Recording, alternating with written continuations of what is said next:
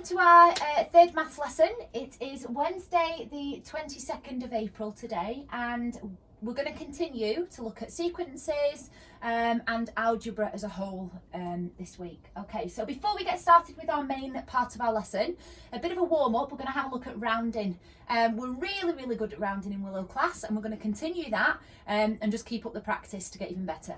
So we're going to have a look today, really basic, at the number, at rounding a number, sorry, to the nearest 10 and to the nearest 100.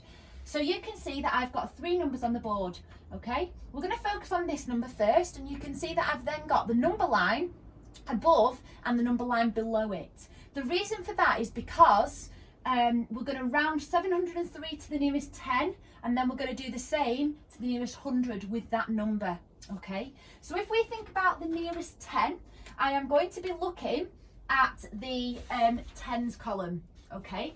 Now, when we are putting our number on here, on our number line, the number in the tens column and the number before that, any numbers before that, always stays the same. So 703 on here, we are going to have 700, and that's just because we've not got any tens, okay? Now, because we're looking at 10, we need to add another 10 to that column, and therefore we've got 710. Then, when we're rounding, as you know, we go to the number after it, which is the units column, okay? The units column here, the 3, is it going to go up or is it going to go down? Now, if you remember, really basic, when we did this at the start of the year, I split it like this. And that was because any numbers that are below 4 are rounded down, and any numbers that are 5 or above are rounded up. So we look at the 3 and we know that it rounds down. So therefore, 703 rounded to the nearest 10 is 700, okay? If we look at it now to the nearest 100, then this is our hundreds column, okay? I'll do it in a different colour for you. So 700 there, the 7 stays the same, and so therefore we've just got 700, and then 100 more than that, we've got 800. Now, if we are rounding to the nearest 100, we need to look at the tens column. So 0 would be here.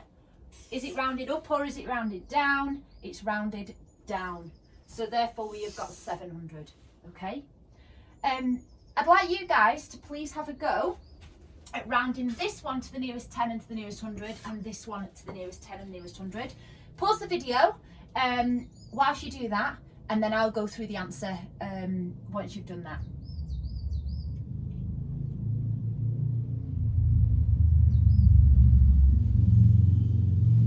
Okay, welcome back. Let's have a look at these next two numbers for rounding. So 664, I am looking at my tens column, so it's going to be 660, and then 10 more than that is 670.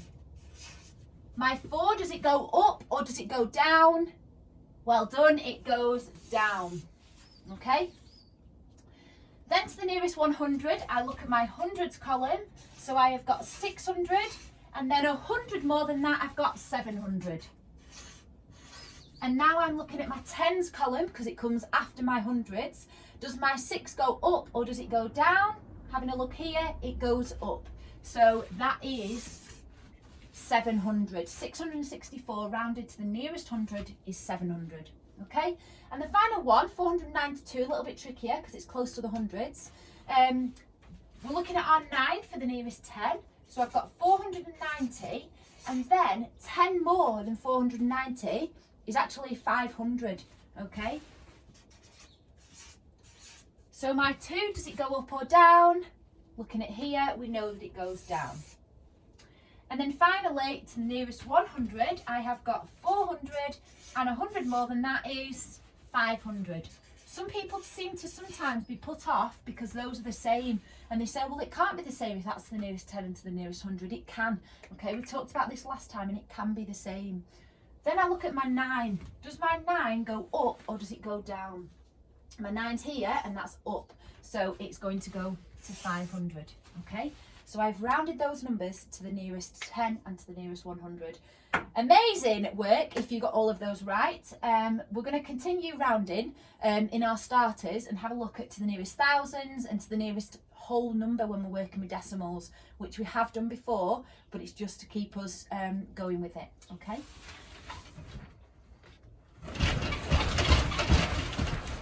So today's main maths lesson, we are going to be using simple formula, okay, or formulae, because that's the plural for formula, okay. So we're going to have a look today at the cost of making a book, right? So if we have got a book and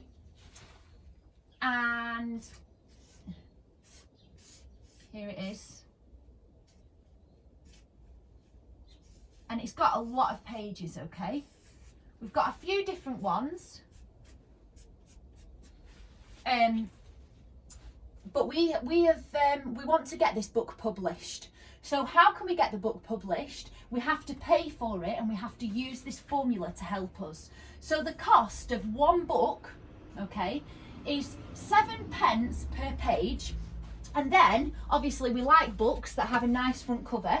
So for it to have a nice front cover, it's 75p for it to be for you to get the front cover as well, okay?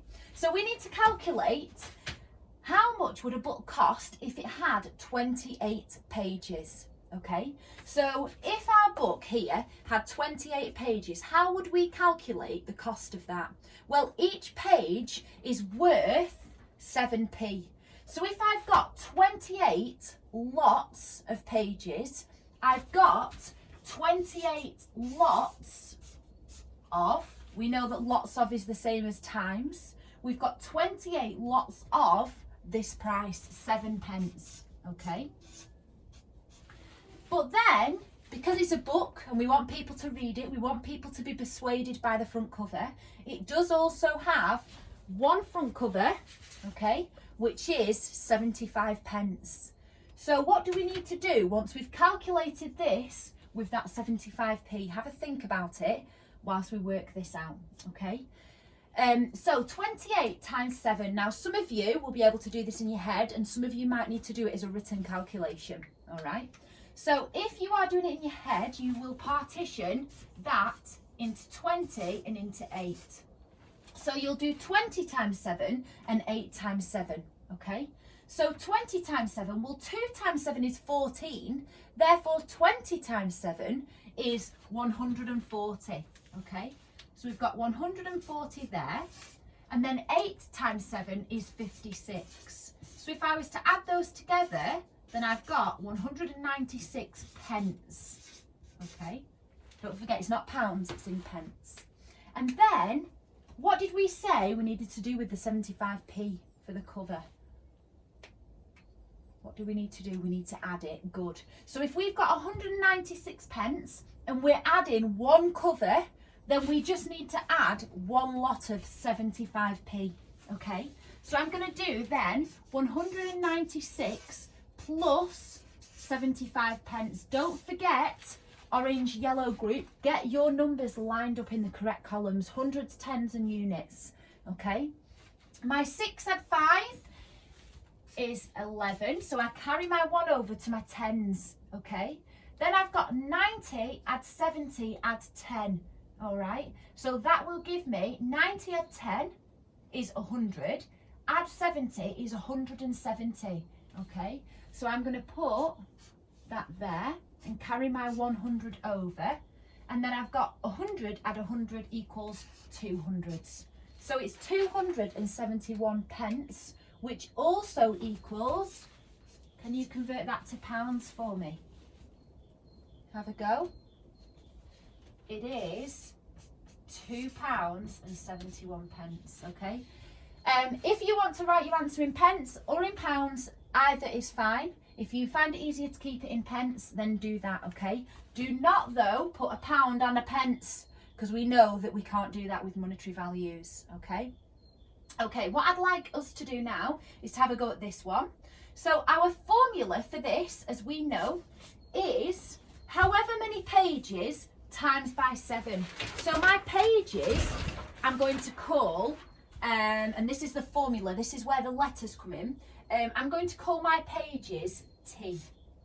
I was going to call them P, but then it confuses it with our money. So if I have got 7 pence times by however many pages I've got, which I've called T, and then I need to add 75p. Okay, so that is the formula that I am going to use to calculate these. So if that's T and that's T, my first one is 7 times by 130, add 75p. So we'll do that together, and then I'd like you guys to have a go at this one. 7 times 376, because that's how many pages I've got on this one, plus 75p. Okay, so the first one, if we do 7 times 130, well, we can partition it. 100 times 7 is 700, and 30 times 7, or 3 times 7 is 21, so 30 times 7 is 210. So I've got 700 plus 210, which gives me 910. So that is the answer to that bit, okay? And then I'm going to add my 75, which we will all be able to do. That is 985 pence. If I wanted it in pounds, it is £9.85. Okay? Super. Can you guys pause the video and have a go at doing this one using that formula up there? Off you go.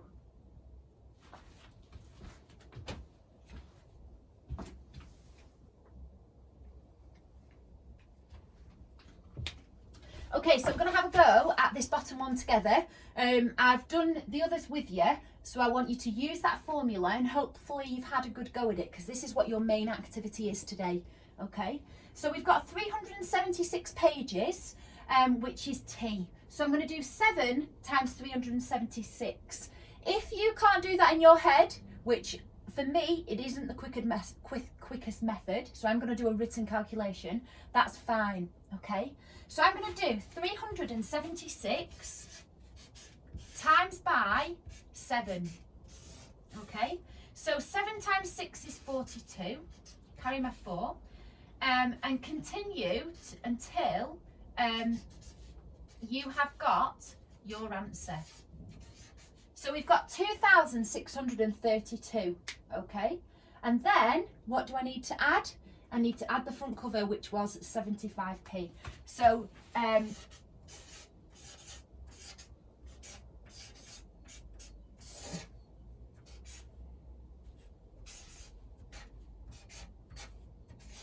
so I've got 2,707 pence, which is, in pounds, to £27.07. Okay. Now, if that number was less than that, how would we know that we were wrong? How would we know that we were wrong? We would know we were wrong because that number is bigger than the pages. So therefore, the multiplication of the pages, the price per page is going to be more. Therefore, our answer is going to be more, okay? So make sure that you look back at what you've previously done, or you quickly whiz over it and do a check before it then is passed over to me for marking, okay? So just on the activity plan on our school website, you can see that your activities are posted there for you today, and it's using formula like this, okay, to help you with calculation.